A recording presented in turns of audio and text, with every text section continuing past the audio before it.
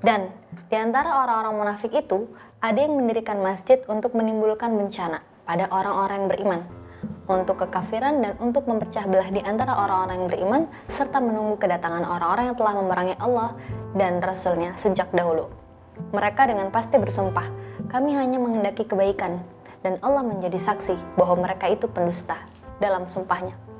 Ayat tersebut turun atas peristiwa pembangunan sebuah masjid oleh seorang pendeta bernama Abu Amir bersama sekelompok orang munafik di Madinah. Abu Amir merupakan seorang pendeta Kristen dan mengajarkan ilmu ahli kitab dan melakukan ibadah seperti orang-orang jahiliyah. Ia merupakan tokoh dari suku Khazraj yang memiliki otoritas pada masa itu dan pengaruh yang kuat. Ia menyuruh sekelompok orang munafik untuk membangun masjid sebagai trik licik untuk mengalahkan umat muslim.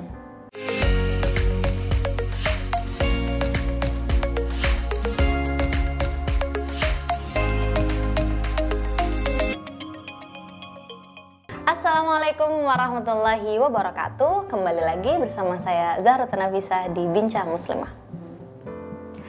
Kasus-kasus pembakaran masjid terus terjadi setiap tahun. Baru saja terjadi kemarin tragedi pembakaran masjid di sebuah pesantren Lombok Timur. Pada 2 Januari 2022, sekelompok warga menyerbu pesantren dan membakarnya. Menurut beberapa sumber, peristiwa itu terjadi karena potongan video yang tersebar pada tahun 2020 dan katanya menyudutkan beberapa tokoh terdahulu di wilayah tersebut. Sampai-sampai pihak pesantren dan penceramah yang bersangkutan melakukan klarifikasi atas potongan video yang tidak utuh.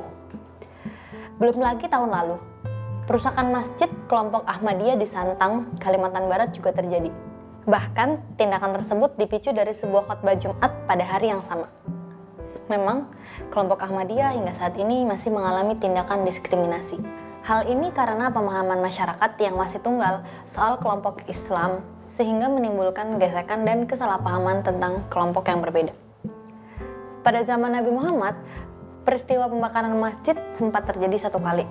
Tapi, itu pun atas perintah dan mandat dari Allah langsung yang mengetahui niat busuk kelompok munafik. Memang Allah tidak memerintahkan untuk membakar masjid tersebut. Peristiwa itu diceritakan dalam surat At-Taubah ayat 107.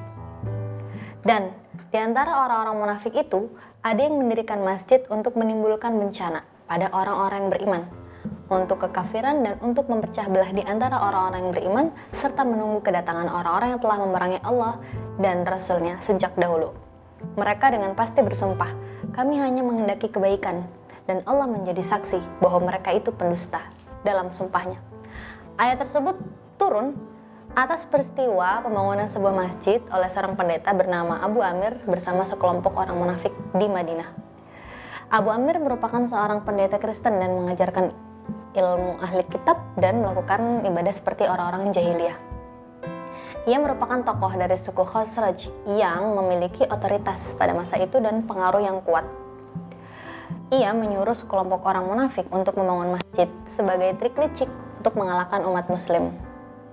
Imam At-Tabari dalam kitab tafsirnya Jami' al-Bayan fi Ta'wil Quran menceritakan bahwa sekelompok orang munafik yang mendirikan masjid tersebut mendatangi Rasulullah, memberitahu bahwa mereka telah membangun masjid di Madinah dan meminta Rasulullah untuk melaksanakan sholat di sana. Masjid ini dibangun setelah pembangunan Masjid Quba di Madinah saat Nabi kali pertama hijrah ke Madinah. Lantas, sebagian kaum kafir merasa iri karena penduduk Madinah menyambut kedatangan Rasulullah dan risalah keislaman. Saat mereka meminta Rasulullah untuk sholat di sana sebagai trik legitimasi atas keabsahan masjid itu, beliau sedang bersiap-siap melakukan perang Tabuk. Tawaran itu diterima oleh Rasulullah dan akan dilakukan olehnya seusai perang Tabuk. Lalu turunlah ayat ini sebagai pemberitahuan kepada Rasul bahwa masjid tersebut dibangun bukan karena ketakwaan kepada Allah, melainkan untuk memecah belah umat Islam dan memerangi umat Muslim. Maka, atas turunnya ayat itu, Nabi memerintahkan para sahabatnya untuk menghancurkan masjid tersebut.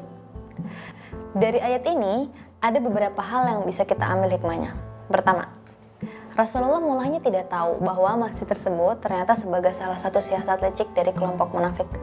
Maka Rasulullah awalnya menerima ajakan untuk melaksanakan sholat di masjid tersebut. Kedua, informasi tentang alasan dibangunnya masjid itu datang langsung dari Allah.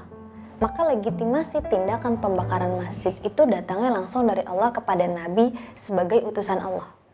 Sehingga ayat ini tidak bisa dijadikan legitimasi umat Muslim untuk sembarangan mengambil tindakan atau main hakim sendiri dalam melakukan perusakan rumah ibadah. Jadi, tindakan perusakan rumah ibadah dalam alasan apapun tidak dibenarkan dalam agama Islam. Oke, gitu aja dari saya. Terima kasih. Wassalamualaikum warahmatullahi wabarakatuh.